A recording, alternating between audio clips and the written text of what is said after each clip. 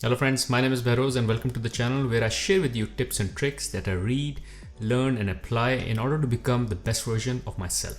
Now in this video, I will talk about basics of personal budgeting and how you should go about creating your own personal budget. Now in case you have a specific saving goal in mind just because you want to purchase something, let's say a house or a car, or is it just because you want to achieve financial freedom as soon as possible? In that case, the only best friend that you will have is that budget that you will create and then track your expenses against that budget. Let me share with you key elements for creating an effective budget. Now, the most important prerequisite to creating a budget is to make sure that you first and foremost understand what are your spending patterns. It is very important to understand how you are spending and what your expenses are before you go ahead and create the budget. And in order to understand your expenses, you need to track your past 12 to 6 months of expenses and categorize them into big buckets. So the key buckets that I recommend tracking are rent, car and fuel, fitness, which could include gym membership, networking, which would include your internet bill and the mobile bill. Then comes grocery,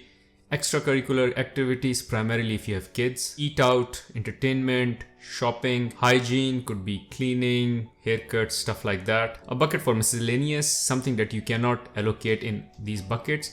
And last but not the least, a bucket for saving. Now make sure you don't have a laundry list of buckets because you want to create a process which is very simple and easy to follow through. If you have a long list of buckets, let's say 20 or 20 plus, in that case, it will be very complicated for you to populate and follow through the entire system of tracking the expenses and budgeting. And when once something is complicated, it is very easy for it to fall through the cracks and you will eventually end up not doing it at all just because it consumes a lot of time and energy on your part. So you rather have a system which is less detailed but you can keep it alive forever versus having a system which is very complicated and it only lives for a few months. Now once you have your spending pattern information with you in these buckets for past 6 to 12 months, you can use this information to create your budget going forward. Now if you don't do this prerequisite of tracking your spending, you may be just guessing what you want to spend in each of the buckets without realizing that there are certain needs that you have which make you spend in a certain way. So it's important to understand what those needs are, what your spending patterns are,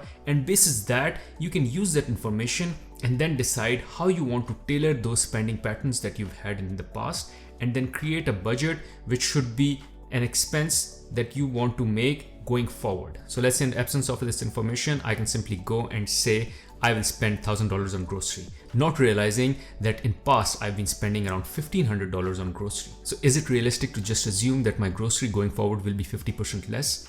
No. However, once I have the knowledge of what my grocery spending has been in past, let's say $1,500, I can use that number and make an assumption that going forward, my budget for grocery should be somewhere around $1,400. Now, this is something which is achievable. And just as I move from month to month, I continue to optimize and tweak that budget slowly and gradually such that it is sustainable and I can squeeze out dollars from it over a period of time and move more and more dollars into saving. Now, you have to determine which are the buckets where you want to spend more and which are the buckets from where you want to optimize. This decision should be driven by your life's purpose and what brings you happiness. For instance, it could be your car which brings you happiness and hence you want to invest more in your car.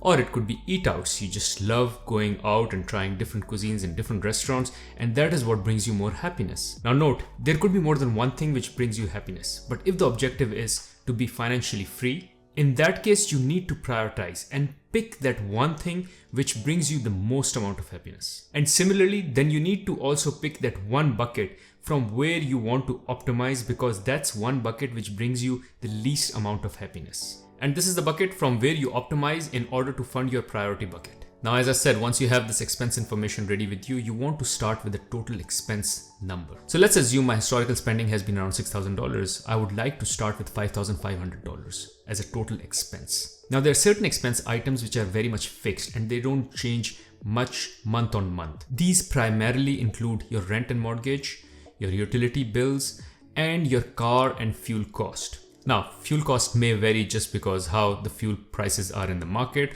or if you're traveling more or less, but usually our commute is very much standard. There is a standard commute that we are doing to the office and there is a standard commute that we are doing to the grocery store, and hence it's pretty much in a fixed range. So it should be very easy for you to simply pick the expense number that you've incurred in past 6 to 12 months and assume that to be your budget.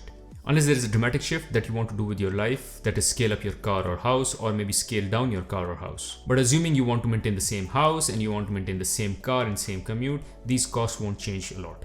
Now let's say after budgeting for these items, you are left with only 50% of your budget, which is somewhere around $2,750. Now these are the $2,750 that you now need to allocate between your grocery, your entertainment, your eat outs, etc. Here start with the most important and obvious needs and not the wants. The needs here are, let's say, grocery.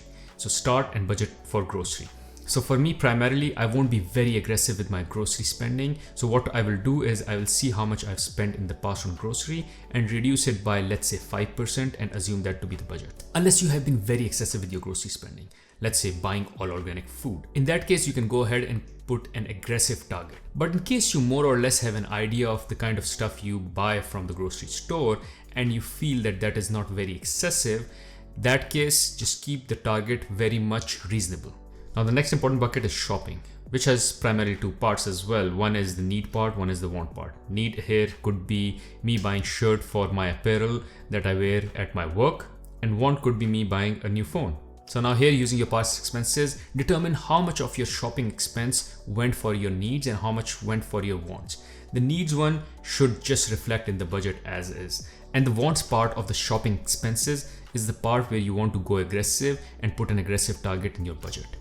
Now this is a sample expense tracking and budgeting file that I've created for sake of illustration. So as I said, first and foremost, let's start with expense tracking. Here I have all the buckets and then I'm tracking monthly expenditure across all these buckets. Once I have a data which is for at least past 6 months and past 3 months, I can make use of these two columns to estimate or have an idea of how and what my spending pattern is. And basis here, I can go bucket by bucket and create a budget. As I said, there would be certain buckets where you would want to keep them as is, as you've been spending in past, because you don't think that it is beneficial for you to optimize it further, or for that matter, it cannot be optimized any further, at least in the near future. And then there could be buckets where you want to go aggressive and optimize massively. And similarly, there would be buckets where you want to go ahead and increase your spending just because this is the bucket which brings you more happiness. And now once this budget column is created, you can compare your at least past 3 months spending against this budget.